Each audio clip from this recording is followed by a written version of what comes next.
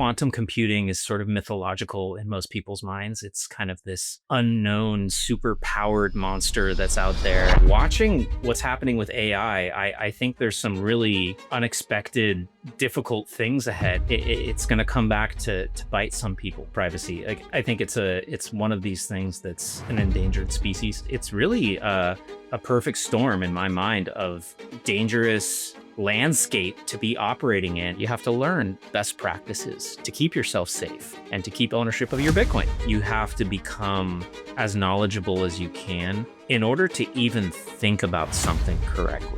The best thing that you can do for your Bitcoin security is continue to learn. Meet TC, the incredible anonymous Bitcoin creator behind Time Chain Calendar. In this episode, we explore why privacy isn't just a luxury, it's your last line of defense against a world engineered to strip you bare and use your data as a weapon. Quantum computing, genuine threat or overhyped FUD, and the asymmetric info war where AI feasts on your data, giving your enemies an unbeatable edge unless you flip the script. Plus, TC breaks down key technical details of Bitcoin you need to understand in order to protect your stack.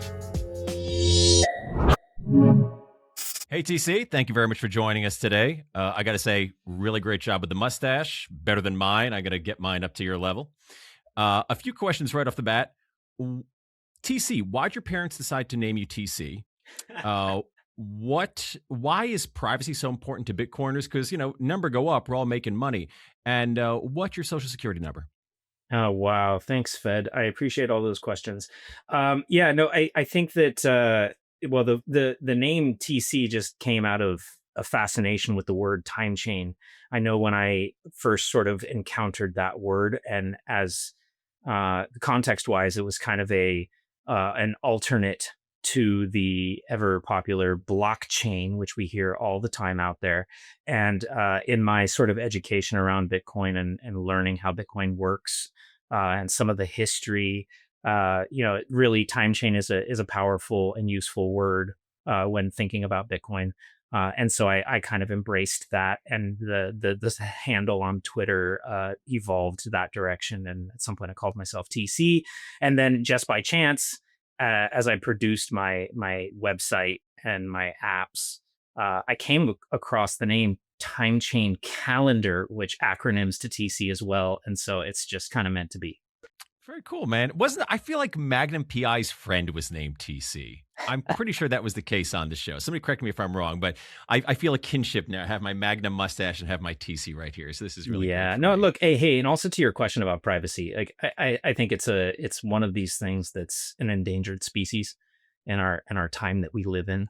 Freedom, privacy, these are things a lot of people have, for a variety of reasons, decided to not really care too much about. And I think there's a lot of manipulation as far as perspective out there that encourages you to let go of that. No. You would only need privacy if you're a criminal of some sort. Why would you even think about that? And, all the sort of areas of fear in the world and all the buttons that have been pushed over the last many years to make people afraid and happily hand over freedoms of all sorts. So I think it's a really important topic. I think that we deserve, on a fundamental level, we deserve our privacy. We deserve our freedoms. And so I think as a Bitcoiner, it's something you should really ponder. And you may decide, it's totally fine to, put your name and your face out there. And you may also, on the other side, decide, maybe you want to try to preserve that longer. I don't think a lot of aspects of privacy are going to last forever in the world that we're in. But hey, you got to take a stand somewhere. No, I think you're 100% right. I think both Nathan and I would agree with you if I could just speak for Nathan on that. As much as we had a little fun time ragging on you at the beginning, what are we doing here if not to try to, it sounds grand, change the world? Otherwise, what is Bitcoin except just another tech investment, for number go up? And that's great. Number go up is great. I'm not going to turn that down, but there should be something special here that we're trying to do to make this a better place. We have privacy, we have long-term thinking, we have better relationships with people. If not for that, what are we doing here? Indeed. I want to kind of elaborate. Sorry, Gary, I was going to interrupt for 1 second. I kind of want to elaborate that a little bit too. So, TC, when you're thinking about privacy, how are you kind of defining it separately from secrecy? And then, additionally, you might not have an answer, or maybe it's kind of the same as mine. I'm wondering if when you think this really started to go in the wrong direction, because I agree that like the lack of privacy and this complete like open transparency about our own personal lives has been really kicked off, I want to say, from about the early 2000s here. I think it was the following 9/11, and then also kind of with the popularity and growth of social media, which almost feels like a psyop if you put the two side by side together. So I'm curious from your viewpoint, where with privacy, how do you kind of think about privacy in the abstract sense compared to something like secrecy? And additionally, where do you think things culturally went so wrong? Because I feel like this used to be the norm, that it was assumed that you were entitled to keep things to yourself and could reveal them as you wanted later. But it's gone almost like completely the other direction, where the almost like the presumption of innocence is lost there as well. Your thoughts? Yeah, I mean, it's a deep topic. It's one of these things where, if you paid attention, if you've been an adult in the last 20 years, you saw the advent of all of these trends. The social media is really, really powerful. I think everyone can kind of relate to the addictiveness of it. You're dealing with the currency of attention, and this is dangerous from the point of view of, people are very incentivized to give out more information than they would otherwise, because they get the endorphin rush and all the little clicks and all the likes and all the sort of the currency of social media back, for in exchange for the information they're sharing. And it's one thing when you're just taking pictures of the food you're eating. It's another thing when you're literally documenting on a day by day basis the growth of your child. This is what really freaks me out, is thinking about the next generation that has grown up with their parents. They didn't decide to do this. Their parents, from the time they were a fetus in the womb, posting pictures of them. And you think about the collective result of that as far as data that's just floating around the internet. We've learned about shocking behavior of these social media platforms. Remember all the stuff that came to light about how Facebook just takes all this information, resells it to all kinds of third parties. There is such a pipeline that this data ends up going to that's so far outside of your scope. And the other part is that, once it's on the internet, it's out of your hands and it's going to circulate infinitely. There's an even freakier aspect of it when you look at the AI wave that's happened in the last couple of years, because now this data is becoming sort of the food that's feeding the development of these AI models. And who knows when something you innocently posted for your friends and family a decade ago turns into some kind of liability in your real life. It's a daunting thing when you realize how dangerous the internet can be, and just simply giving out personal information is the vulnerability. I talk about this all the time. Uh, you know, my parents' generation, older people, they just don't have these concepts. And they're regularly, oh, let me just give my name and my email address and my phone number and my address because this is a good cause I want to support, or something like that. It's insidious when you look at the good intentions that people are operating with and the downstream vulnerabilities and dangers that can result from just the way the internet works. Yeah, it's completely mind blowing, and it's funny. It almost reminds me of like lobbying in some sense, where like on the individual level, like you feel like the information you're giving up might not necessarily be that valuable, but in aggregate over a long time and for a lot of people, that is hugely valuable information. I'm reminded of, I could be getting the case study a little bit wrong, but I think it was like the board game, group game, like One Night a Werewolf, something along those lines. One of these kind of situational games you're playing, but it was either developed for or used in studying that a minority with asymmetrical information had the advantage over the majority that did not. And if you think about it even from that perspective, that means that if they're collecting all your data, they're concentrating it into their models, right? And if they have access to it and you don't, that puts them in a huge asymmetric advantage. I mean, you can even just tell if you're going on Amazon or anything these days, they got you pegged. They will show you the products that you didn't even necessarily realize that you needed. And it's I don't know, TC. Why do you think that? One, do you kind of share that sentiment that it's not only just from like a product placement standpoint, but it's a huge asymmetric advantage and probably a tool of manipulation, if not now and in the future. But why do you think that most people are still kind of asleep at this? Like, are we crazy? Are we just crazy Bitcoiners on the internet? It's a whole aspect of trust in society. You know, people have not been raised to really think critically through these things. We've seen the rise of these internet platforms as at first kind of a novelty, and how quickly they've become essential to our everyday lives. If you think about online banking, you think about the social dynamics in social media. These things have just become so integral in a relatively short amount of time, and so people haven't had the time collectively as a society to recognize where the pitfalls are and start educating people as they encounter this stuff. It kind of feels like, kids these days just, here's how you use an iPad and here's how you go to the web. And where is all the sort of caution? Where is all of the, education around sort of the minefield of dangers that are out there? It's up to parents. A lot of parents are just too busy working. So it's just a perfect storm of, people need to interact with this technology and they don't have the time to even think about it critically for themselves, let alone teach the next generation about all the sort of nuances of it. So it's really a a perfect storm in my mind of just dangerous landscape to be operating in. The kids, I like to think they're going to be okay, but watching what's happening with AI, I think there's some really, you know, kind of unexpected, difficult things ahead as far as, like I said before, all this personal information people are putting out there. It's going to come back to bite some people for sure. What kind of things are you thinking of? What kind of examples might you be able to give me? Well, I mean, look, relative to Bitcoin, we hear about $5 wrench attacks. I mean, there's real dangers out there, just simply from the point of view of, you might make public who you are and what kind of wealth you might hold or what assets you might hold. And it's just it's too easy these days for people to come and show up in meet space, and suddenly you're confronting something that you never imagined you would have to deal with.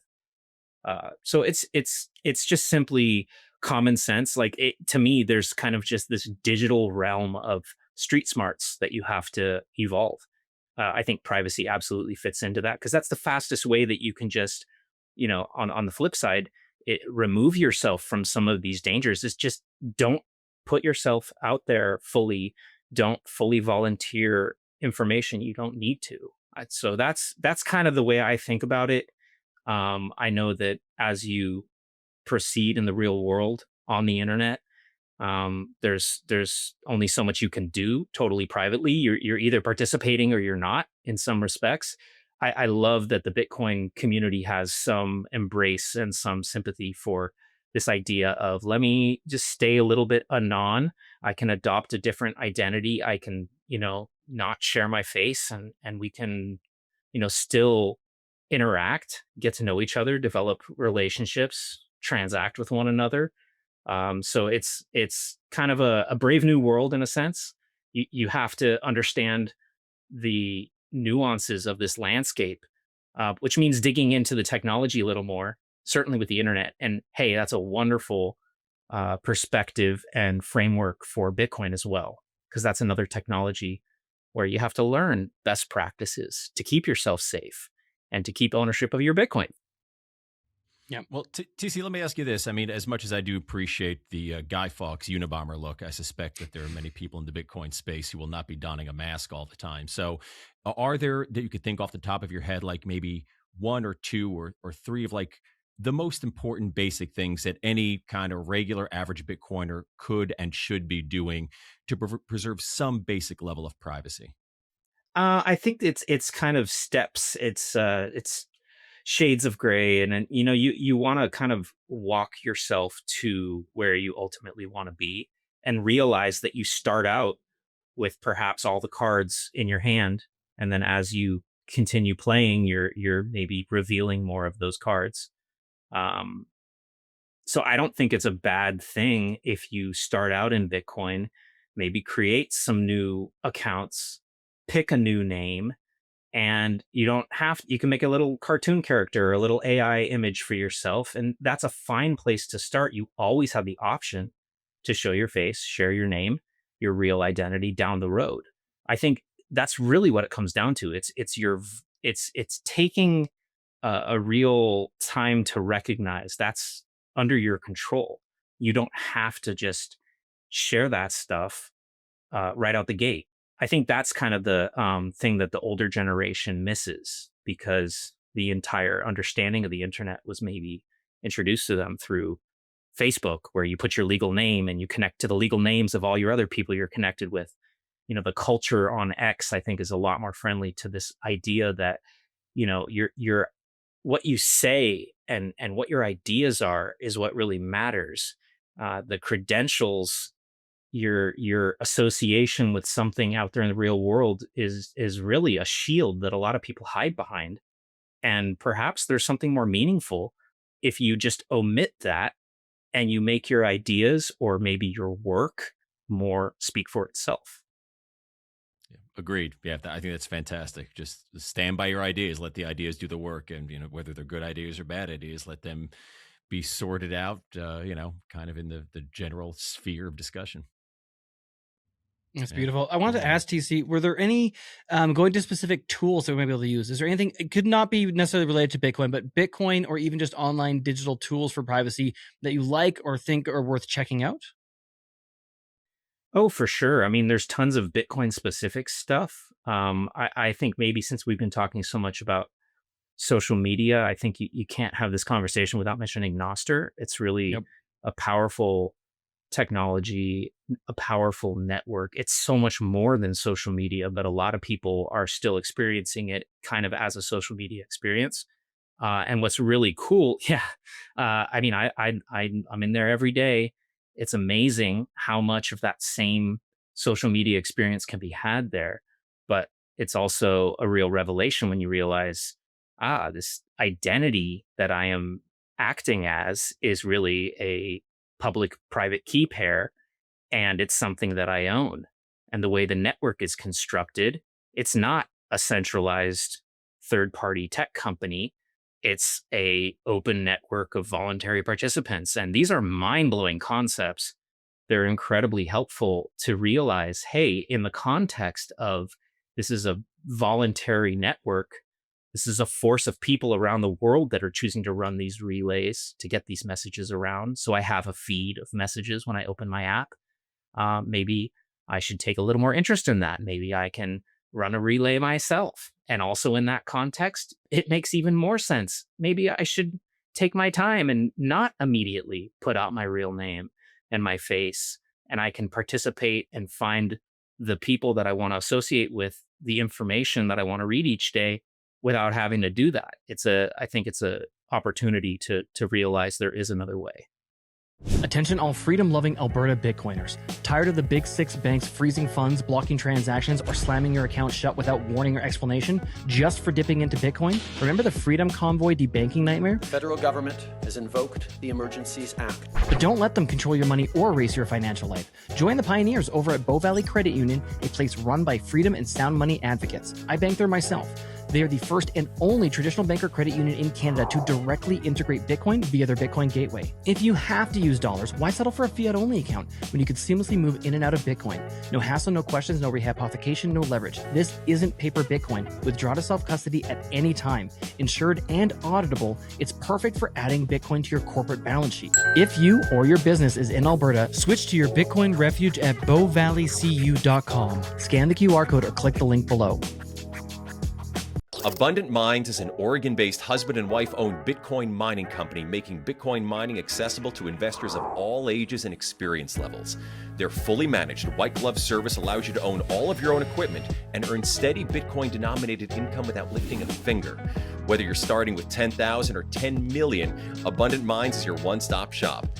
No overseas call center, no surprise upcharges. With one-on-one onboarding, consulting, and help navigating both Bitcoin and the Bitcoin mining space at every turn, you can rest easy while Bitcoin flows to you 24/7. Learn more at abundantminds.com.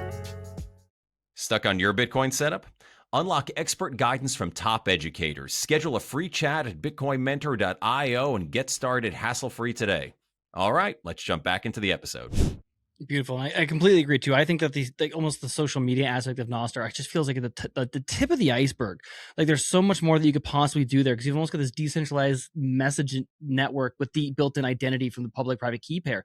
Like so, I was just playing around with LB Hub earlier today, right? And the fact that I can use Nostr Wallet Connect as a way to get to my node and relay transactions, I think is wonderful and beautiful. And again, it's almost like it feels a little bit like a sandbox tool, almost in the same way that the internet did at the beginning, that there's some amazing creative way of using this infrastructure that I can't even possibly conceive of. Some entrepreneur is going to come along and build something incredible. Like the idea, like you can even just take a Nostr event hash and you could use that, like you could tie that to a Bitcoin transaction or some other thing as well. You sort of have information in parallel in another decentralized way. So I agree that like there is so much there in terms of power and also the additional privacy with Nostr. Even in Australia recently, TC, I don't know if you caught this.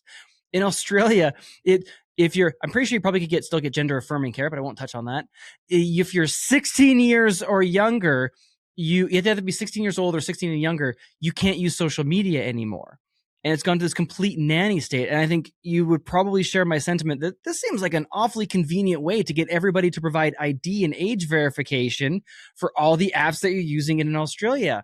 And I've heard some crazy things regarding, what is it, like the Five Eyes in Australia being a little bit of a hub for data collection that just threw up red flags for me. It's something that we need to pay attention to. It's something that we should be aware of. One thing that I want to touch on, and I'll kind of get your feedback on all of that, was we just had Keone go, unfortunately, report to prison. Like, it's unbelievably tragic what's going on there. If you haven't already, go to billandkeone.org, sign the petition, donate to the families. Don't donate on change.org. Donate directly to the families. There is a link there.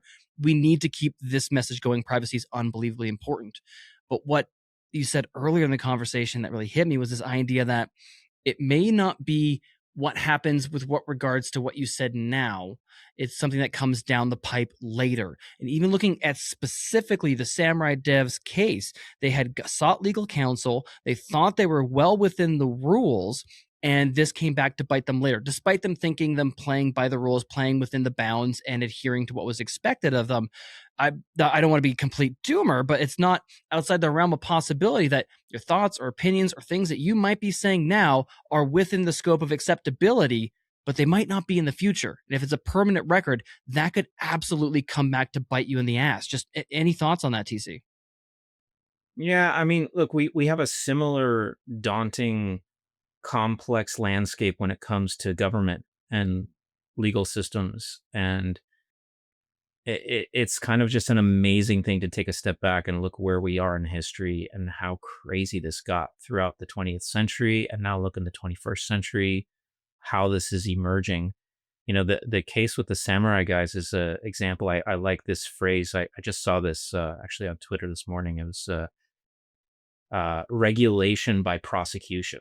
You know, you basically had these prosecutors decide, hey, we're going to disregard the fact that these guys haven't broken any specific laws. And in fact, the regulators said that they weren't even, potential targets for this kind of charges. You have enough political will, and the government's going to do what it wants to do. So this is really the world we're living in. And again, it ties into everything we've said so far about privacy and everything we've said about how the internet works, because, you know, the tech companies are going to do what's in their best interest. And that's not the same thing as your best interest as a user. The governments are going to do what they want to do for their best interest. That's not the same best interest for you as a citizen. So this is the reality of the world today. And again, it is tough to not be a doomer about it. It's overwhelming in some regard. And I honestly think that's the biggest reason why so many, we call them normies, by why so many normies don't really pay attention to Bitcoin. They don't pay attention to, the things that they ought to, is because so much is happening, so much is changing all at once. And most people are just trying to pay the bills and put food on the table and survive their day. And it is overwhelming. It takes a ton of effort to crunch your brain and use your critical thinking to gather information, to verify things yourself. It's wild. I mean, honestly, I think that's why the Bitcoin, we don't like the word community, but the population of Bitcoiners around the world is an incredible group of people to connect with, because these are all people that have really embraced this journey down the rabbit hole. Let's collect this information. Let's verify things. Let's activate our brain cells. Things are not what they seem, and they're worth fighting for. Freedom is worth fighting for. Truth is worth fighting for. Privacy is worth fighting for. So it's really devastating what's happened to the samurai guys. I'm hoping that gets corrected after the fact, but honestly, it's a little bit tough pill to swallow to realize, this pendulum keeps swinging politically. Who knows who's going to be in power 4 or 10 years down the road, who, makes it worse.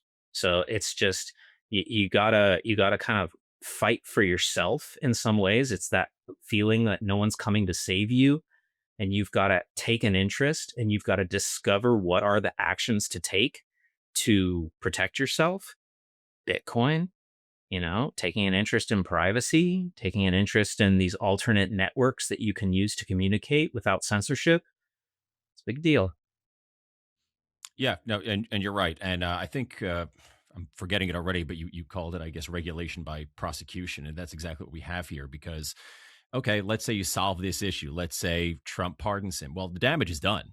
If I'm somebody who can write code, which I'm not, I'm an idiot. But if I were, I would say, well, okay, yeah, he's out of jail, and maybe I believe that Trump is trustworthy. Newsflash, he's not. None of them are. They're politicians. But let's say I believe that he is. What's stopping the next person from coming at me, even though I've done nothing to break the law? Some agency is going to come after me. So maybe I never want to even take the chance in the future. It's stifling. And, I'm sorry to say, to some degree, there is a black pill element to this, that it seems Bitcoin is the only way to solve it, to take power out of the state's hand. Because as much as I respect your attempt for privacy, and I think you're doing a great job of it for what little I know, we had a previous guest on here who has said before, if the state wants to come after you, if they want to target you, they will get you. No matter how private you're trying to be, no matter how much you're trying to get away, they have unlimited money, they have near unlimited guns. So you're kind of at their mercy unless we can actually take power away from that institution. Sorry. Yep. Cool. Well, great podcast, guys. On that wonderful note, see y'all later.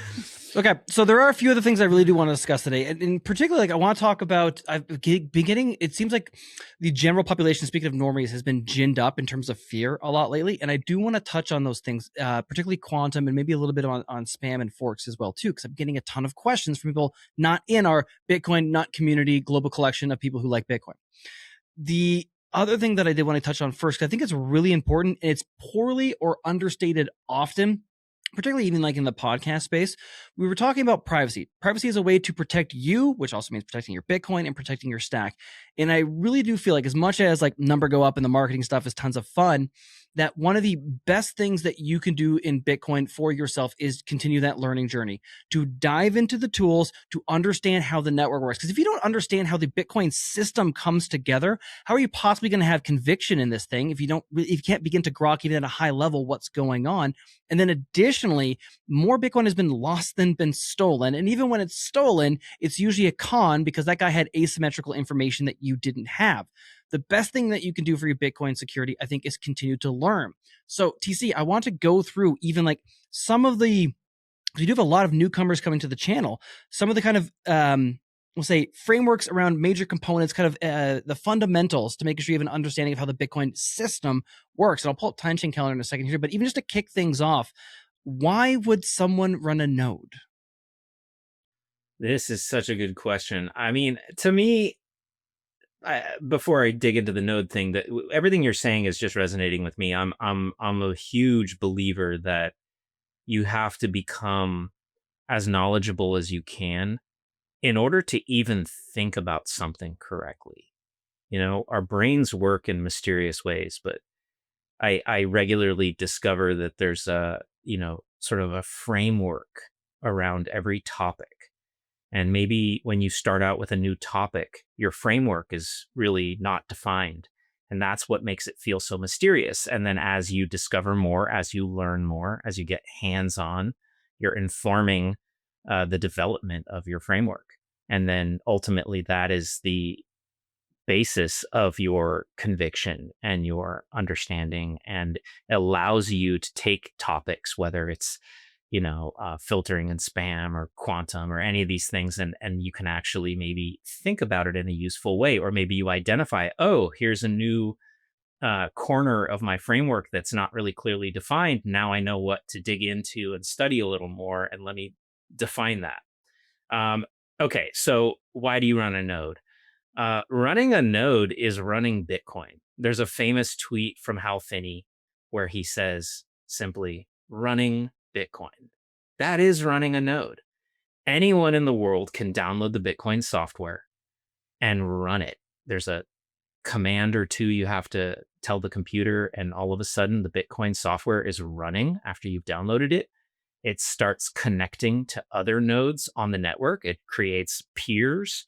It creates a connection to those peers, and it says, "Give me block 0," and then it downloads that. Okay, give me block 1. Okay, give me block 2, and just automatically starts building the entire chain, the entire record of every single transaction in every block for the entire chain. Right now, we're at block 929009. And it's just incredible to think the entire lifetime of Bitcoin is just these blocks coming together, filled with transactions. Those transactions are all individuals out there voluntarily using the network. There's a special transaction in every block that issues the new supply of Bitcoin and also gives whatever transaction fees that were from transactions in those blocks to the winning miner. And it's just incredible. This entire system operates basically with people running nodes. So why do you run a node? Well, you have a Bitcoin wallet. Maybe you have some Bitcoin. Do you want to know how much Bitcoin is in your wallet? That requires a node. You got to look up on chain. What are the transactions associated with these addresses? And what does that amount to? And you want to be able to stack some Bitcoin, and you want to track an incoming receive transaction, you need a node to tell you, hey, that's in the mempool. I see it there. Oh, now it has 1 confirmation. Oh, now it has 2 confirmations. A node is telling you that. You want to send permissionlessly. You might have heard about these amazing properties of Bitcoin. It's censorship resistant and it's sovereign, and you can transact with anyone in the world without permission. Well, that's because you broadcast your transaction and nodes circulated around.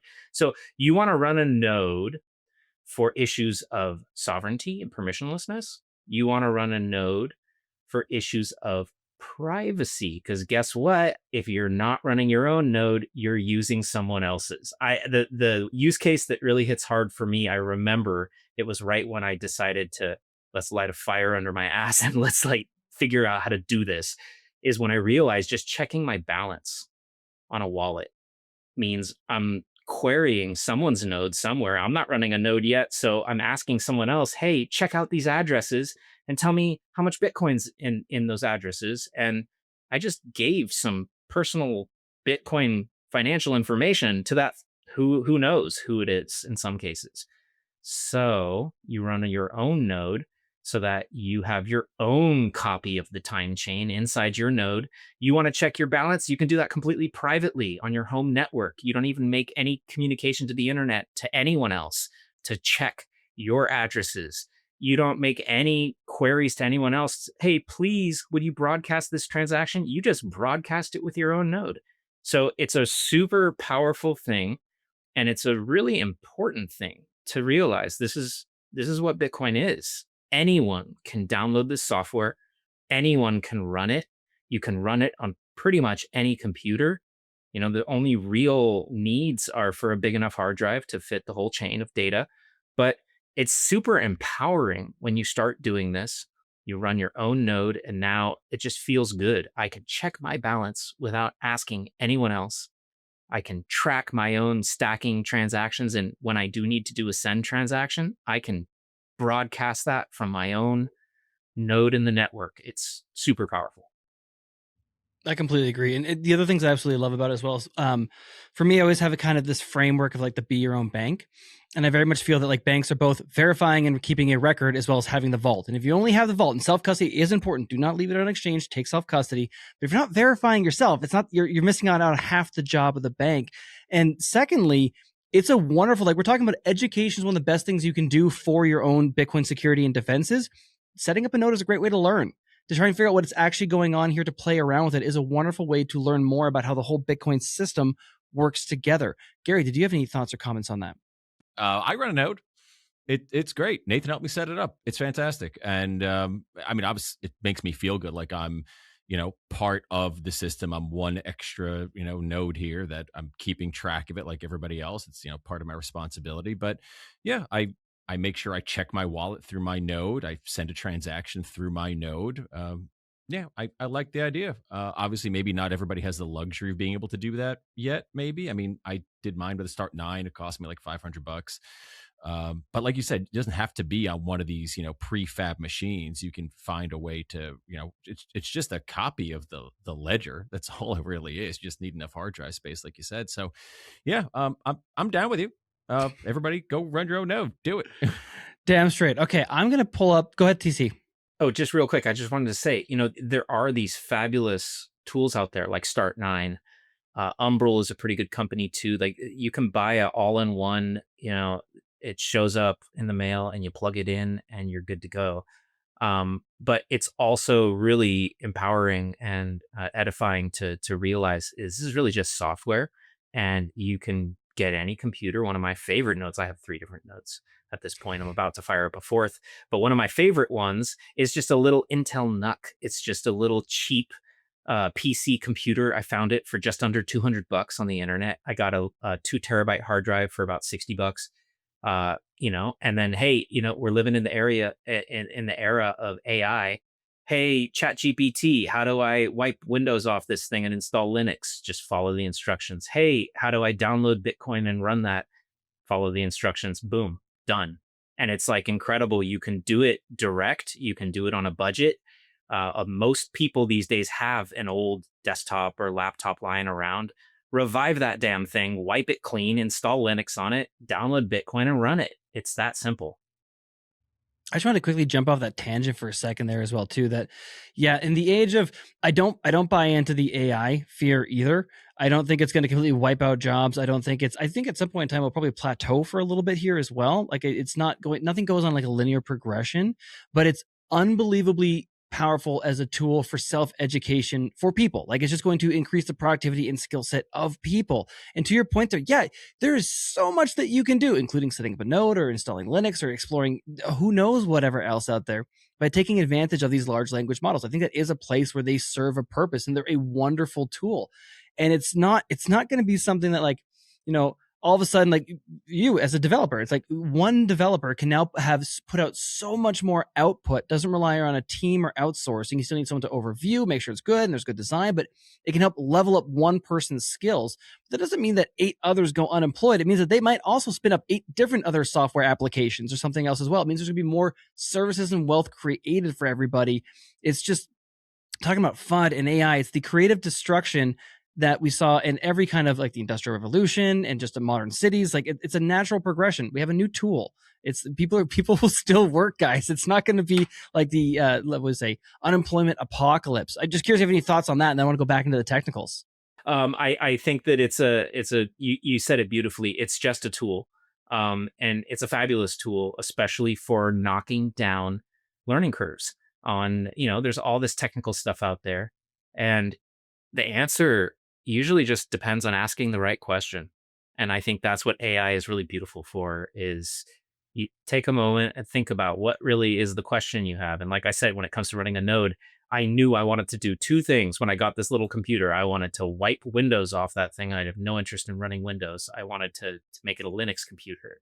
And I had never actually done that before. And so I just typed that question in, and it was a couple commands to run. And next thing you know, I got a Linux computer. So it's just one of those things where, you're going to train your brain to think in the right way. And I think AI really is wonderful when you stop treating it like a genie that just has infinite knowledge and you just ask it all kinds of random questions and goof off with it. I think when you're trying to do something concrete and you have a real task that you want to accomplish, that's when it shines. So yeah, I think it's an important technology for people to get hands on. If you haven't so far, it's time to catch up and familiarize yourself with what it does. Give yourself a good task to accomplish and see how much it can help you accomplish that task. 100%. I completely agree. And even on that note too, even on the node note. So my previous node that I was running, I really cheaped out on computer parts. I was running into some problems, but I was getting, again, I have some like a very little coding experience. I can kind of read through things a bit, but I had no idea what the error codes were throwing me, what they meant. I took them, I threw them through AI, I threw them through Grok. It's like, hey, what does this error code mean? And I'm able to work through and understand stuff because I don't have to have it's an easy way to help me parse through the information so that I can act and I can make decisions. I got that bad boy back up and running now. I got some new parts and we're good to go. We're off to the races. So I agree, really powerful tool to implement. I did want to jump back in. So again, I want to go more into like the quantum and spam stuff before getting there. The website, so timechaincalendar.com, and we have the app as well too, is incredibly powerful for laying out the stats and what we're seeing in Bitcoin. And I think when most people look at it, it just kind of is going to be Greek the first time you're coming by. So I want to at least take a minute to explore, because again, if our knowledge is part of the main fundamental understanding of the system, is part of our security, then let's break down some of the things that we're seeing here. Because I'll tell you, TC, and this is the first one I want to start with. Whenever I'm talking about Bitcoin adoption, I'd be curious your overall thoughts on it this year as well too, is that I kind of explain it like we've had the Coca-Cola moment, in the sense that if I go to any room, like I go to a room of 1,000 people and I ask them, have you heard of Bitcoin? Probably 999 out of the 1,000, if not the 1,000, have heard of Bitcoin. They know the name. The brand has kind of penetrated into the culture, particularly at least here in our Western nations. However, if I were to ask that same group of 1,000 people, what is the difficulty adjustment? I would be surprised if 1 out of 1,000 would be able to tell me what the difficulty adjustment is. They know Bitcoin exists. They have no idea how it works or the components of it. So even just to kick things off, I see it looks like we got 367 blocks left before the next one. Mm-hmm. TC, what is the difficulty adjustment? And why does it matter? Why should if somebody only cares about price, why should they care about the difficulty adjustment? Wow, that's one of my favorite questions. We might have to go back after this question and answer some other questions, but the difficulty adjustment regulates the pace of blocks on average over a long period of time. It may surprise people to know, especially after they hear what, if you get into Bitcoin and you're a new Bitcoiner and you've just started your journey, you may encounter this little nugget that blocks happen every 10 minutes.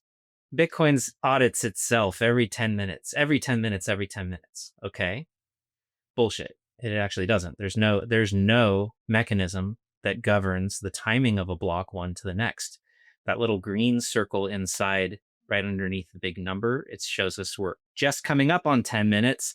And when it reaches 10 minutes, it doesn't mean we get a block. There's another circle on there. You see all those little teeny tiny squares going around in a circle in white, and then it kind of fades to gray. That's a visualization of the last 24 hours of blocks. Does that look even to you every 10 minutes? You can see these clumps. You can see these giant gaps. We had almost a 40-minute gap between blocks while we started this pod. So the truth is that Bitcoin doesn't have any mechanism to govern the pace of blocks from one to the next. A block can happen in a second. It could take 2 hours to happen. It's over an average, over a long period of time. It regulates the pace with changing the difficulty. You can think of the difficulty in a whole variety of ways. Maybe think of it like the current that swimmers are swimming against. Maybe think about it as, the size of a bullseye. If you're sitting there throwing darts and you're hitting too many bullseyes, let's make the bullseye smaller and you hit them slower. or let's make the bullseye bigger and you'll hit more of them faster on average over time. It's a pace regulation mechanism, the difficulty. So the difficulty adjustment happens every roughly 2 weeks. The red circle on the time chain calendar is showing you that cycle. We're just a couple days away from the next adjustment. You can see the indicators at sort of a 9:30, 10 o'clock position there on that circle, right? So when it gets to the top, that is when the adjustment hits. That happens every 2016 blocks, which if they were 10 minutes is exactly 2 weeks. Of course, it's not going to be exactly 2 weeks because we're dealing with randomness here. And the blocks right now, if you look in the right side of the interface there, you can see average block time in the third row there, 10 minutes and 9 seconds. So we're operating currently in the last almost 2 weeks, we've had average 10-minute, 9-second block time on average, right? Some of the blocks are just a couple seconds to the next. Other ones take much longer. On average, 10 minutes, 9 seconds. So that's slower than the target 10 minutes. And when the difficulty gets to the adjustment after that 2-week period, it's going to decrease the difficulty because we need to make it easier to find blocks because they're taking longer than our intended 10 minutes. There's another interesting related data point on the bottom right hand of that right side column where it shows you since Genesis, 9 minutes, 36 seconds. That's almost 17 years of a completely random process. And we're just a little bit faster than 10 minutes over that entire 17-year period. And it's the difficulty adjustment that does that, because every time we have, this roughly 2-week period come to an end and we've had faster than 10 minutes, the difficulty is going to go up. So what happens is more and more people try to mine Bitcoin. The blocks come in faster and faster. The difficulty adjustment adjusts to make it harder to find a block. And over time, that continues. And that's what the difficulty adjustment's doing. It's making sure that we try to stay close to 10 minutes, which in my mind, I get this romantic notion that Satoshi really cared that the issuance of Bitcoin happens over multiple human lifetimes. The whole issuance of the supply is going to take 140 something years or something like that because of this difficulty adjustment. Whereas if we didn't have a difficulty adjustment and you have this increase in the number of people competing to find blocks, probably the whole 21 million would have been issued already in the first few years. And so it's a stunning and very important aspect of Bitcoin's design, this pacing mechanism of the difficulty adjustment that every roughly 2 weeks changes kind of how hard it is to find a block. And that ends up making the issuance of the supply take place over 100 years. We've had 95% of the supply issued already. It's going to take another 100 years or so to finish the remaining 5% of the supply. That's TC, I beautiful. got to say, yeah, sorry, Nate, I was just got to say, when you said, it's not going to necessarily exactly happen at exactly 10 minutes, I was really, really hoping that block was going to be mined at exactly 10 minutes. It would have been very amazing. And you can see it's a 14 minutes and 20 seconds now. Yeah, look at that. We're looking now at the new mobile app, which was just released a few months ago. So basically, the Time Chain Calendar is a website at timechaincalendar.com. And it's also an app for iOS and Android. If you go to the App Store or the Play Store, you just search for Time Chain Calendar and you can download it for free. And you get this lovely little dashboard. These circles are showing you these aspects of Bitcoin's design. The red circle we were just talking about, the difficulty. We touched on that circle of little tiny white squares. That's a visualization of the last 24 hours of blocks. The one with the little orange arrow right at the top, that's the most recent block. If any of them have a little red arrow, those are empty blocks. And then we see that green circle. It's changing color now to dark green. That's the 10-minute expectation of the next block, and it changes colors. If it goes all the way around, it starts turning dark green. And then if it keeps going, we still haven't hit a block, it starts turning orange and eventually red. It's sort of imparting a little bit of anxiety about, hey, I was told these blocks are every 10 minutes and it's been an hour, and then the average block in the mobile app, it's right there in the bottom right corner, 10 minutes and 9 seconds, you can see. And that's a really cool thing to keep an eye on, because as we approach that difficulty adjustment, it's going to translate directly to the next change in difficulty. And you can see next adjustment's estimated to be 1 point something percent, and it's happening in 2.5 days. So it's, awareness of the actual workings of this technology and this network. And it can be profoundly informative and have a great positive impact on your understanding and your conviction in Bitcoin to just engage with these things and notice them and have an awareness of them. Yeah, two quick things, if you don't mind, Nathan. I just want to touch on one with the difficulty adjustment. A little plug to my friends over at Free Market Kids. I first learned about the difficulty adjustment playing one of their board games, Hodl Up. And it's one of those things you can hear about, somebody can talk to you about, but when you actually just physically play it, even for just like 15, 20 minutes and see what actually happens, it really can up-click in your brain if you're one of those people that just learns from physically doing something.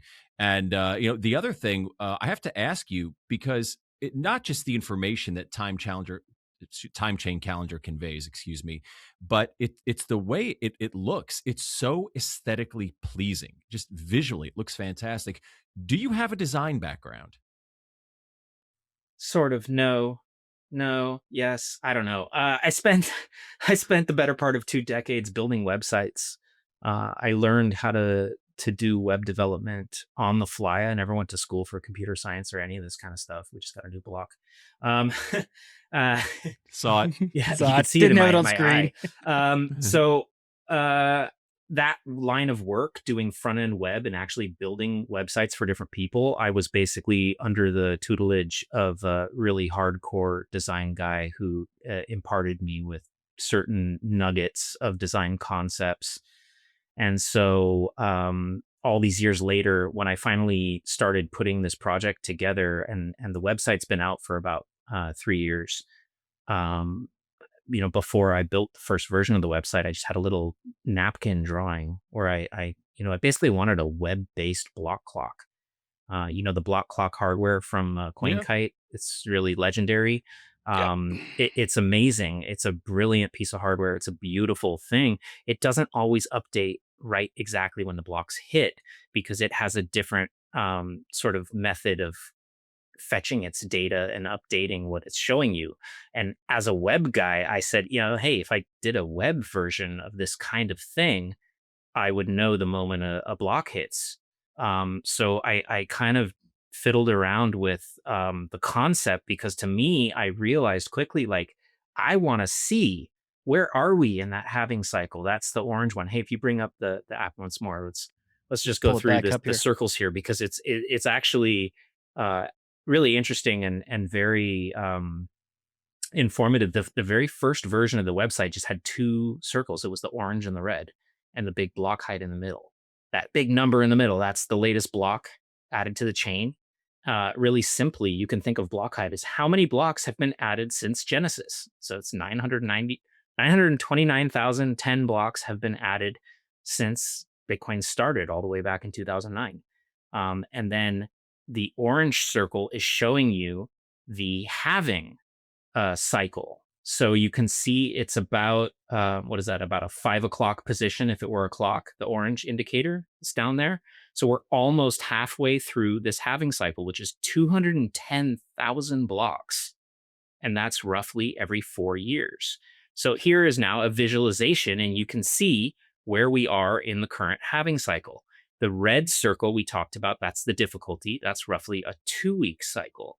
So just there, you have a 2-week cycle in the red circle inside of a 4-year cycle in the halving circle.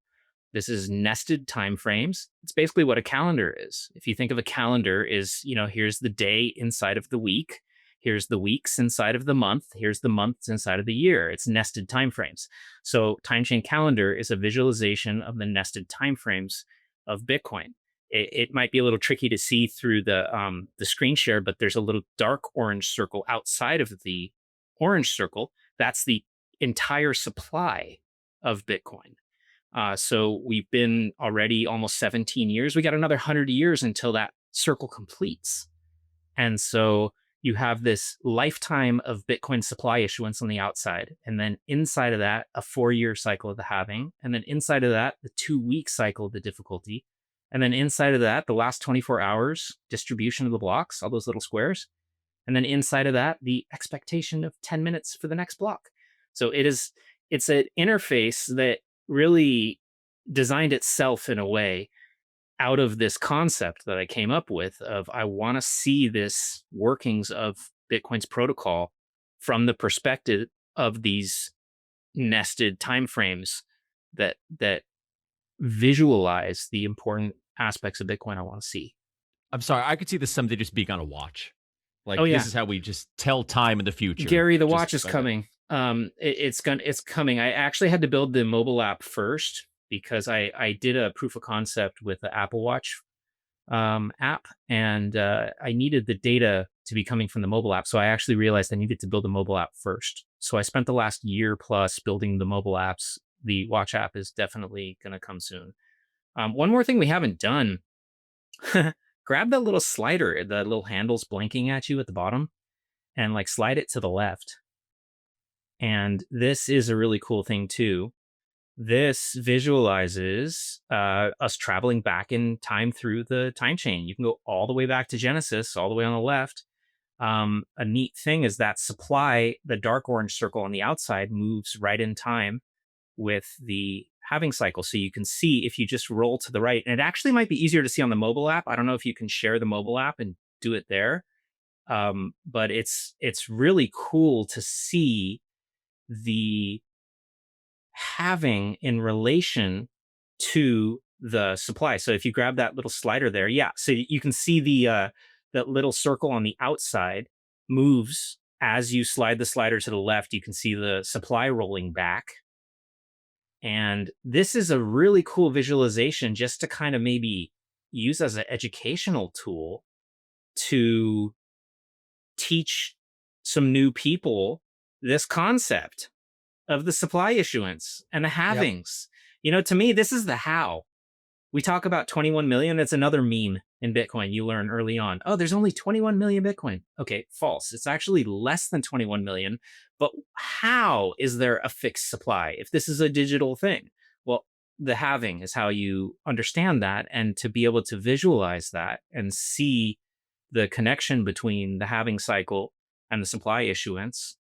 It's helpful to kind of fine tune your mental model thinking about these things. So that's kind of the whole point of time chain calendar. It's beautiful. I want to point out too, like even from the let's go back to the number go up perspective. The halving is how you're having that fixed supply, your scarce asset, right? And then it's still being issued. Still, I always visualize it as kind of like trapped in time, whereas gold is like trapped in the dirt. It's trapped in time, and we have to get to it. But it has a completely inelastic supply that, unlike gold or any other sort of commodity or resource, if gold price shoots up, all of a sudden there's some mines that are now profitable. We'll get an increase in supply. The supply will respond to the demand. If there's an increased demand for something, the supply will respond. Bitcoin, because the difficulty adjustment, it can't. The supply is not only fixed and capped at under 21 million, but 21 million. But it's not only fixed and capped, but the issuance of it is completely fixed as well, as completely inelastic, which means it can only respond to demand, which from the asset perspective is actually really, really fascinating and makes it a completely unique, one of a kind in both perspectives, from scarcity and from the issuance there. A couple of things I do want to, we are going to get to the quantum stuff, I promise, but there are a few other things I want to point out that I think are really interesting for people to observe here as well too. Is if I scroll down on the mobile app here I have pulled up, we can see that currently the hash rate is sitting at 1.053 zeta hashes per second.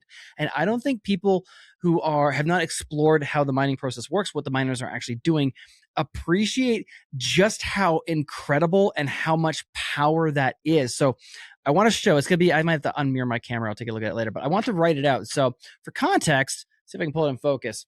That's the number.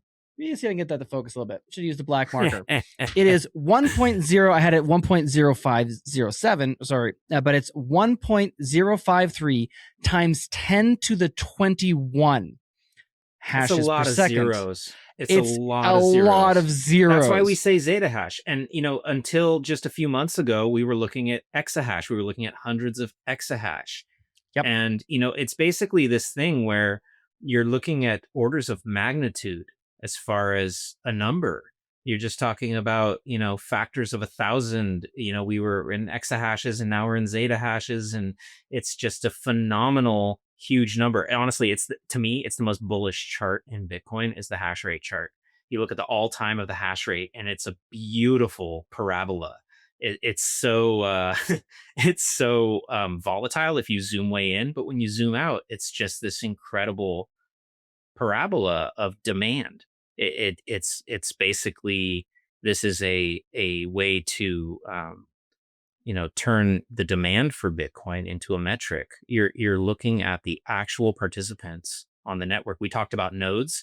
Well, there's these particular nodes that are mining nodes, and there's a bunch of people that run these hashing machines, and they point them at pools, and is just this global population of people, not a community, this global population of people that are actually in fierce competition with one another at this very moment right now. It's been 9 minutes and 33 seconds since the last block, and all these machines are furiously attempting to find the next one.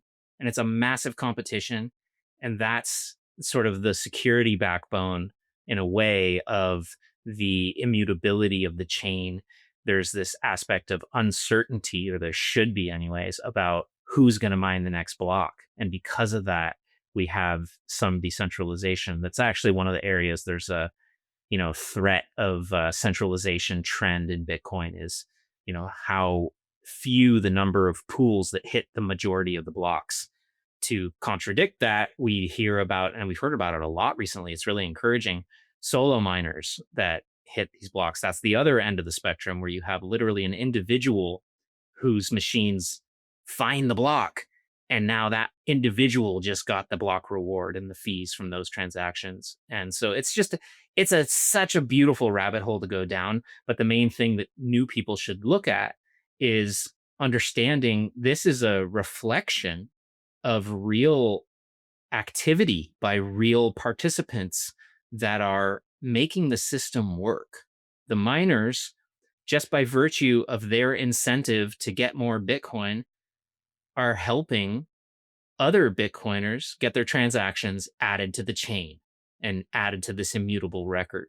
And they're also helping that supply get issued, because every block issues another chunk of Bitcoin. Right now, that subsidy number in the top left corner, 3.125, that's every block. 3.125 new Bitcoin gets issued.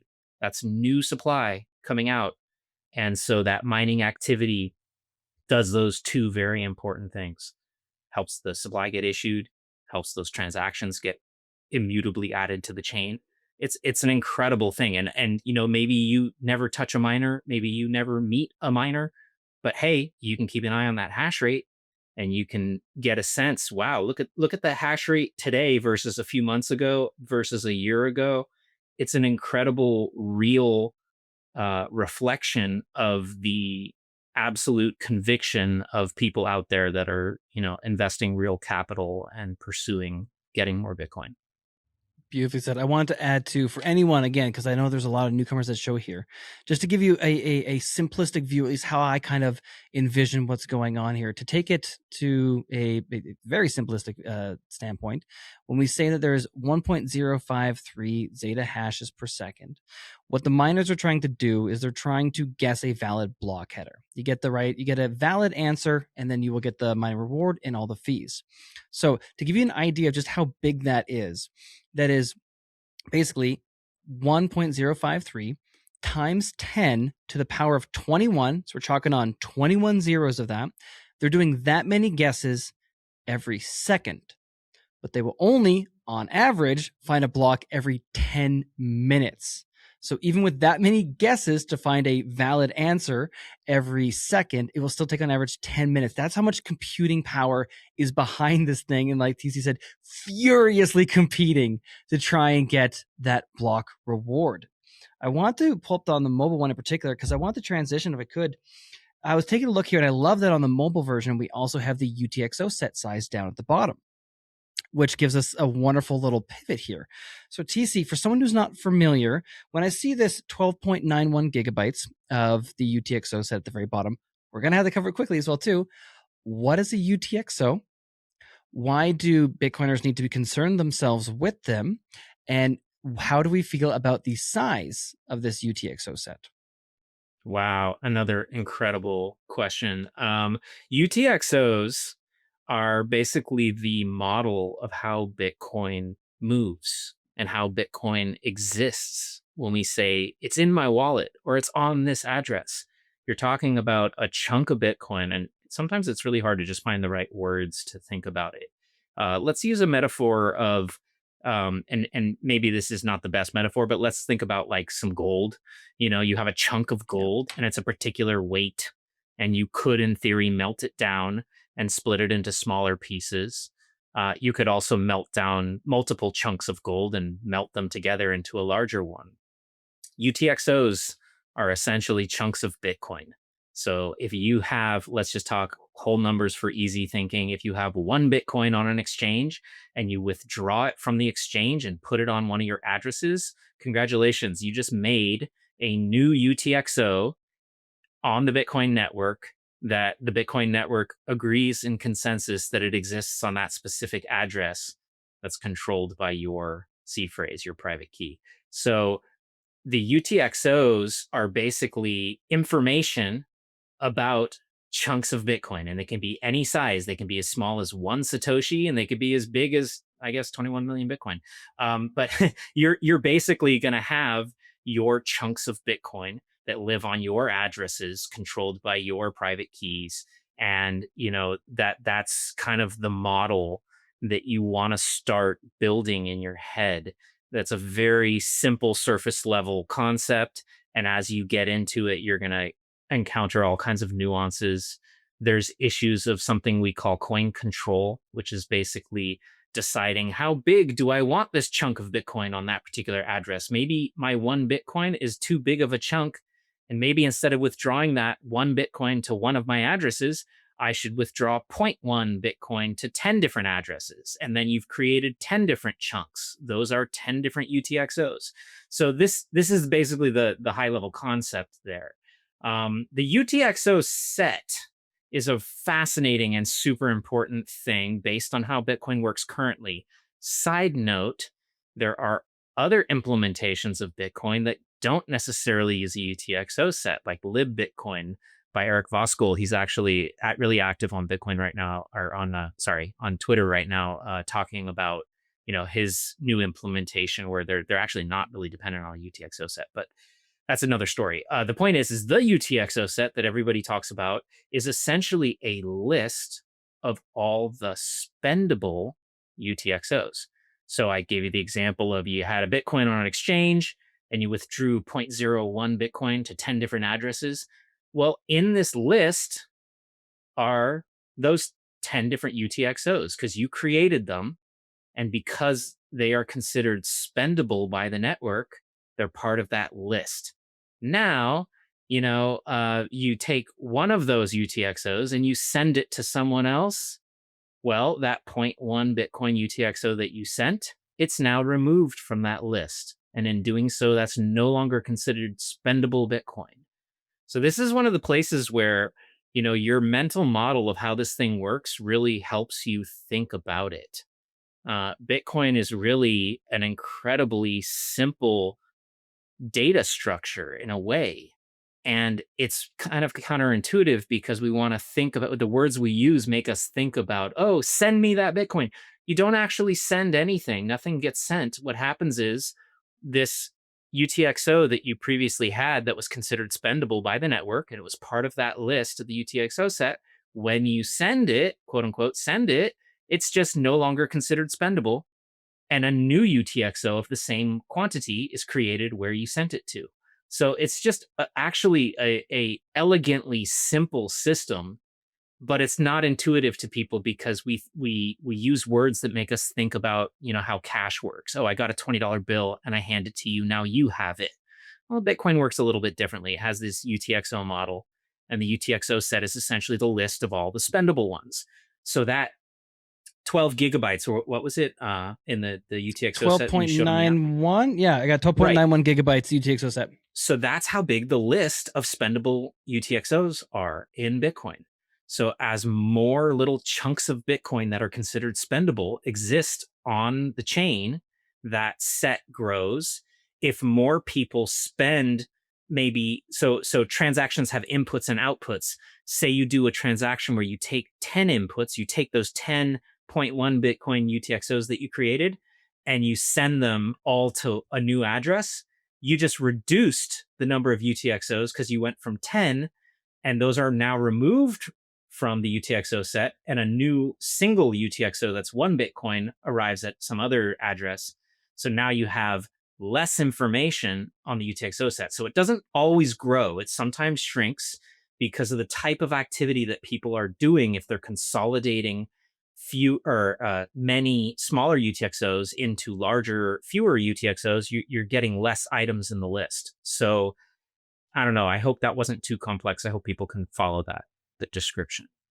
No, I think that's wonderful. Yeah, in my mind too, like it's funny because I find that the gold analogy for UTXOs is very powerful in terms of like specific sizes, melting down, recasting. You can also use those to kind of think about privacy if you're moving through a coin join as well too. It's a whole bunch of people melting down, recasting, gives you some built-in privacy there as well. Additionally, we're thinking about that UTXO management. You basically have like two kind of poles that you're usually balancing out there. One would be the fees side, because in Bitcoin, looking at those wonderful blocks, the fees are determined by the amount of data that we have to include. So you have a whole bunch of small pieces.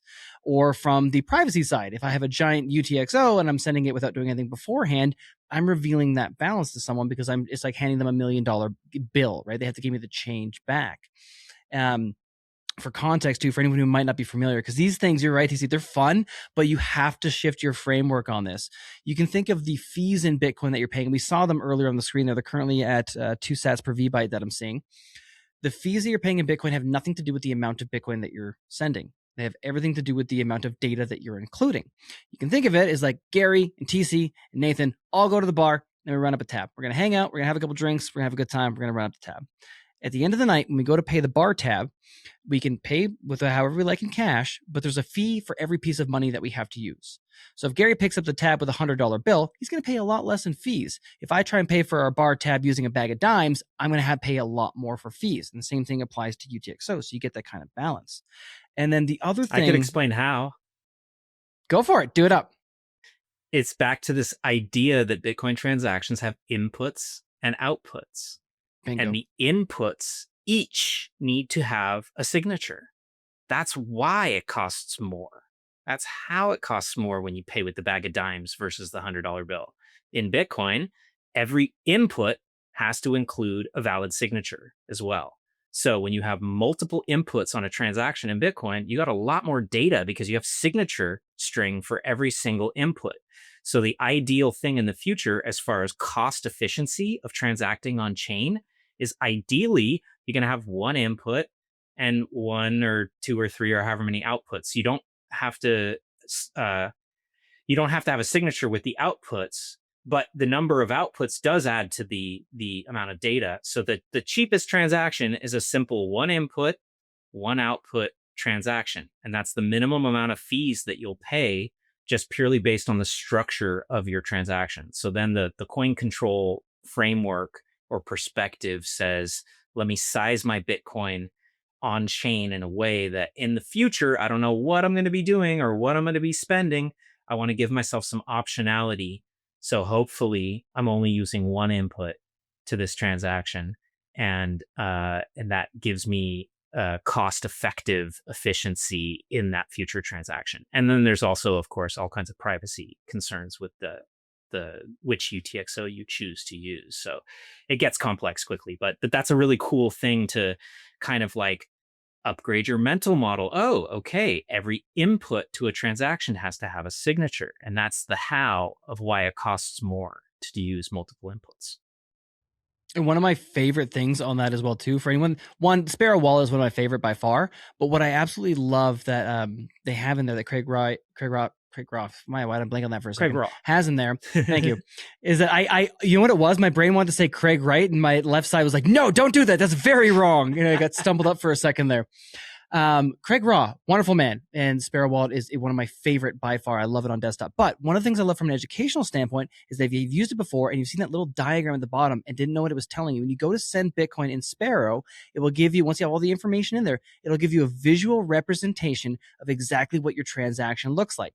You got your inputs on the left-hand side and you got your outputs on the right, including a little hand for fees, which isn't technically an output, but I'm not going to bother touching that, as well as if you're sending or consolidating, it'll give you, or there's change coming coming back. It's a great learning tool for, again, switching that framework, switching that mental model for looking at what your Bitcoin transaction is. Because realistically, it's an inputs and outputs and signatures, and it's a message that we're relaying to the network.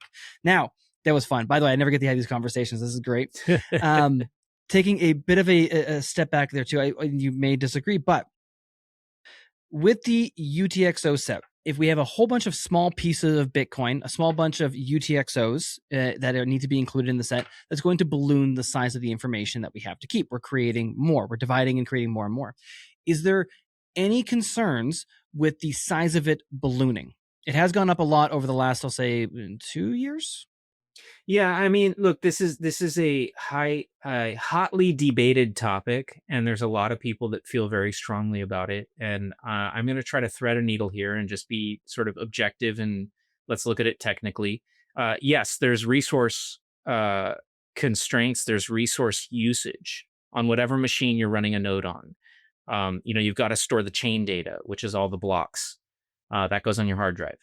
And then the UTXO set can go in memory and in your hard drive. You have different methods of indexing. It can get complicated, and there's a lot of possibilities. But just at a high level, more data means more resource usage on whatever machine you're running the node. So the people that are, very upset about the growth of the UTXO size will say things that are, it's going to require more computer resources in the future. So, the future node runner who never even has heard of Bitcoin yet, who's going to be running a node in the future, they are going to be burdened with needing a computer with more resources because this list of spendable UTXOs grows. That's not a false statement. How much you are concerned about it and how much you are worried that Bitcoin's going to be damaged because of it, that's the part I think that is debatable. And I think that what we see over time, I mean, if you're somebody who uses computers regularly, which honestly should be most people these days, you should notice that your computers have a lot more processing power, hard drive space, memory, all of these resources over time. When I look at the computer I'm speaking to you on right now versus the one I used 10 years ago, it's just night and day. I think also there's the aspect of the cost of some of these computer components is actually going down in time. I mentioned earlier my NUC node that I got where the computer itself was less than $200. The 2 terabyte hard drive was like $60. Like, that's amazing. I remember spending hundreds of dollars on hard drives that were a fraction that size years ago. So It's just one of these things. It's a tricky subject. It's definitely something to keep an eye on. Honestly, that's why I put the data on the time chain calendar there. And in that mobile app, you can watch that thing. That 12 something gigabytes of UTXO set, that was 13 something gigabytes just a month or two ago. It's actually come down. I watch that stuff. I say, oh, interesting, it's coming down. That means that the type of transactions that have been added to the chain recently are combinative, or they're more of you're combining UTXOs, so you're reducing the total number over time. And it's interesting to just pay attention to. So it's just more of that Bitcoin awareness that you cultivate and you maybe care about, maybe you don't, maybe you're worried about it, maybe you're not, but it's informative and it gives you perspective about what's happening on this network. I mean, again, I didn't say it explicitly, but all these things we've been talking about, how amazing is it? There's so much stuff to pay attention to that's not price. There's so much data here that's relevant to Bitcoin that helps you learn how Bitcoin works, which we mentioned already is so important for your knowledge and your conviction in Bitcoin. And so instead of being a sort of a leaf blowing in the wind, depending if the bulls or the bears are winning in the market, how about pay attention to all these incredible aspects of how Bitcoin works, educate yourself, get higher definition in your mental models. And now you can think about these topics, these different aspects of, concern or even FUD that come up at some points. You have now a way to think through it and have meaningful feedback for yourself. I think it's great. That's beautiful. All right. So the other one I want to talk on, because I don't know about you, but I've gotten a lot of questions about this lately from normies, from no coiners, or from very early or still kind of new in their Bitcoin understanding, new in their journey, or new even just exploring the technicals. TC, should I be worried about quantum computing stealing my Bitcoin?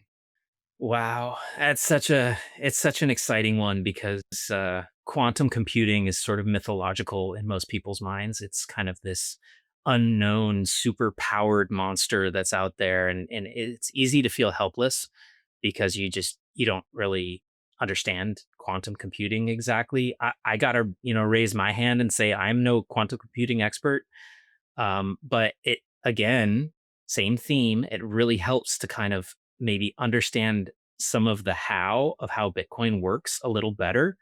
And then you have some way to kind of think about these things that maybe gives you a little more comfort. So, I want to point out something that Adam Back said that was like an absolute flashpoint on the Twitter conversations around this. He said Bitcoin doesn't use encryption, and then there was just this explosion of different people commenting on it. And there's a fair amount of sort of misunderstanding, and people missed the context of what he's saying. From a high level, from a very sort of basic level, you're like, okay, wait, I thought this was cryptocurrency, and isn't it using encryption? And if you dig down in, the security model of Bitcoin is that you don't ever put your secret, your private key on the chain. You put a signature that was produced by your private key, and it's trivial for anybody to be able to say, oh, yeah, that's the valid signature. So this is a valid transaction, or not if it's not. The sort of surface area that this topic touches on is one where a lot of people are thinking about, okay, well, this algorithm is going to be cracked by quantum, and that means that Bitcoin's going to break. And it's helpful to me to remember, oh, yeah, it's not really depending on encryption. It's the hashing, and it's the fact that the private key never is made public, that it doesn't really create those vulnerabilities. You can, of course, get down in the weeds of, oh, okay, if you use Bitcoin in a certain way, you expose the public key. And there may be certain types of quantum computing in theory in the future where a public key can be reverse engineered into the private key. I have a lot of doubt about that, but it comes down to also how you conduct yourself on chain. Satoshi wrote in the first year of Bitcoin, he said something in one of those forums about, oh, yeah, of course, you don't want to reuse an address. Use a new address every time, and we get, we get this amazing, seemingly infinite number of addresses with a wallet. It's actually it's something like 4 point something billion receive addresses with a private key, thanks to the hierarchical deterministic style wallets that we use. You have like 4 billion receive addresses. Why would you ever reuse one? So it's kind of just comes down, I think, partly to learning best practices. And then it comes down to also just kind of updating your mental model. So you're like, okay, actually, this is not an encryption cracking vulnerability. This has to do with, the way Bitcoin works. It's not really got the surface area that this current version of quantum, the kind of like parlor tricks they're having it do. It's not like a imminent danger. Now, decades down the road, yeah, I mean, we're gonna see Bitcoin upgrade its signature schemes. Look, we've seen that already in the almost 17 years of Bitcoin existing. Is that we have so many different types of addresses and so many different types of signatures already. Taproot brought in some new ones. There's people that are, looking at, does our Taproot addresses actually more vulnerable in some ways? Turns out, I think from this point today, if you operate on SegWit addresses, like most people do, most wallets default to that, and you use best practices, you don't reuse your addresses. You do that thing we were talking about before. You put a UTXO on an address, and when you transact, you use that entire UTXO and send it. and maybe get change back to a new address. And a lot of the wallets do that out of the box too, so that you're not reusing the address and even exposing your public key on a subsequent transaction. So all this to say, best practices of how to use Bitcoin as far as what kind of addresses your wallet uses and how you transact with UTXOs, you can kind of sleep well at night knowing you're not the most vulnerable as far as that surface area of Bitcoin. And then also just understanding a little bit more about how Bitcoin works. And this is not just a question of, well, they're going to crack SHA-256 at some point and Bitcoin's broken. That's a false statement. And you hear a lot of people saying that kind of stuff. So I guess, someone could dive down the quantum rabbit hole and very quickly understand more about quantum than I have currently, but just these couple of concepts keep me sleeping well at night, and I'm able to kind of view a lot of this stuff as the FUD that it is. Who knows what is going to be the dangers that Bitcoin's facing 20, 30 years in the future, or even 10 years in the future. But as it stands right now, there's not some imminent danger that one of those fancy lamps that Google's running is going to like break Bitcoin. That's not what's happening right now. Gary? Well, yeah, TC, you're so knowledgeable just across the board on so many technical things related to Bitcoin. I'm sure there are a lot of people listening who are just like, wow, this guy's amazing. Where would you recommend people go if they want to try to learn some of this stuff on their own? Any good books, any good podcasts? I don't know if you guys ever heard of this guy, BTC Sessions. He's got a great little channel. I had to throw that in. Thank you. For real, BTC Sessions' YouTube channel is just a wealth of how-tos and how to use some of this stuff. And he does such a good job at explaining the concepts as he's going. So that's a really fabulous resource, of course. I also, whenever I get asked this question, I have to shill my personal favorite book, which is 21 Lessons by Dergigi. It's a fabulous book for a starter. This guy is just amazing. Dergigi's, I think might be German. English is not his first language, and yet the guy is just an absolute brilliant author. The way that he writes this stuff, it's so easy to understand. That book is fabulous because you can literally read the whole thing in an afternoon. It's short.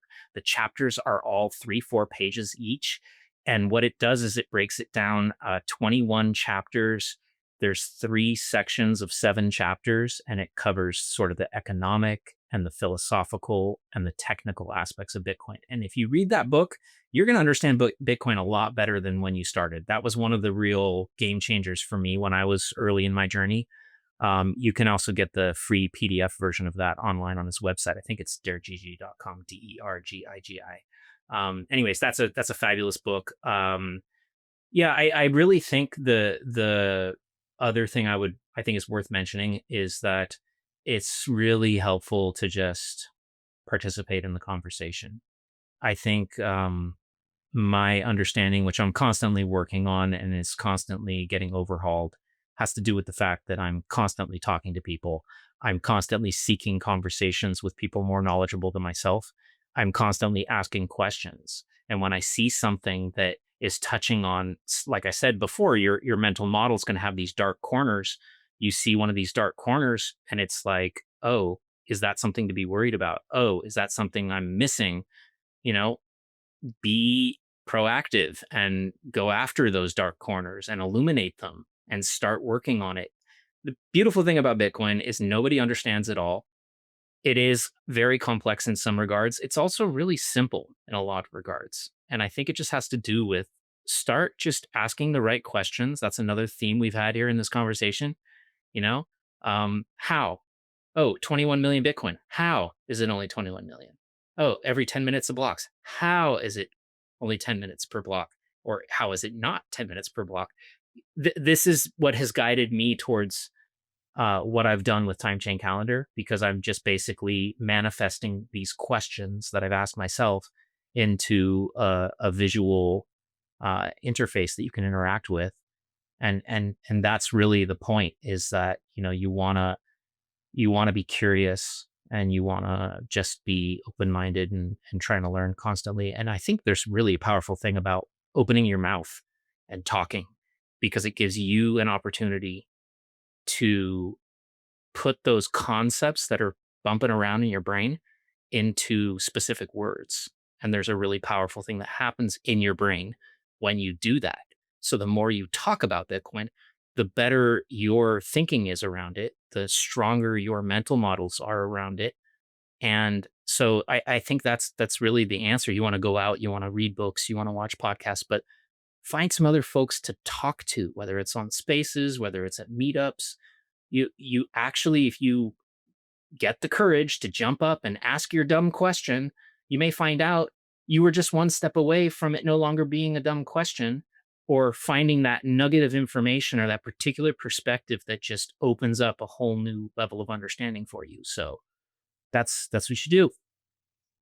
That's right. And we've all had dumb questions because all of us kind of came out just kind of learning about this raw. So nobody got into Bitcoin knowing everything about Bitcoin. Like you said, there's still things that you don't know that none of us will ever know fully for sure. I think the meetup is a great idea. I've gone to mine. Speaking of which, TC, what's the closest meetup to you? You have such good questions, Fed. I love it. No, I'm not going to answer that, but I will say I do try to go to some of the conferences and some of the bigger events, because I have personally found them to be a fabulous way to kind of make connections with people on a deeper level. There's a much more dynamic kind of conversation happening in meet space, mainly because you're not dealing with keyboard warrior effect. And when you meet somebody in person, that sort of really toxic troll is not there, and you're dealing with a real human being, and you can have prolonged focused conversation where people aren't distracted and it's not fragmented into what fits into a tweet.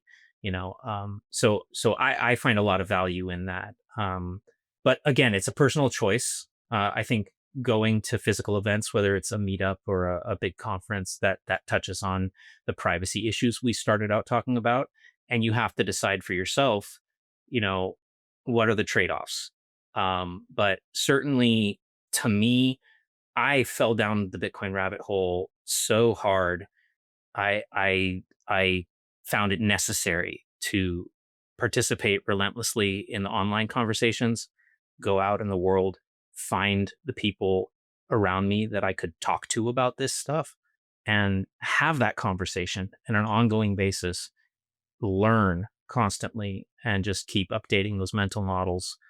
And it's really interesting thing now, all these years later, you look at all the newer people who are freaking out because look what the price is doing, and you just kind of shake your head and you keep watching. Oh, look, interesting, the next difficulty adjustment is going to be the fourth one where we're getting a decrease in difficulty in a row.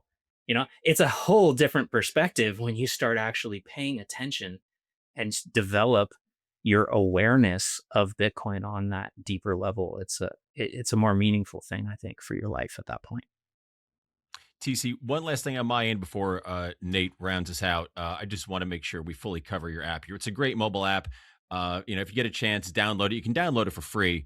And there is a subscription plan. You can pay monthly or yearly, but there's a few kind of cool features with the subscription plan. And one of them is you can use the camera to block stamp and price stamp your special moments and add real-time data to video recordings.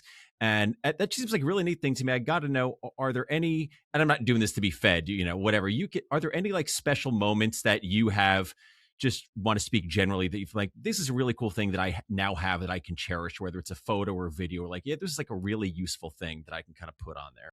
Yeah, it's interesting. There's also a art gallery on the website. And I bring that up because artists are some of the people that have been getting in the habit of noting down the block height on a piece of art they create. There's also a thing, if you're on social media in these Bitcoin circles on Twitter or Nostr, it's another thing when children are born, people really are excited to say, oh, that was this specific block. Bitcoin is this new monetary system. It is this incredible decentralized opt-in network.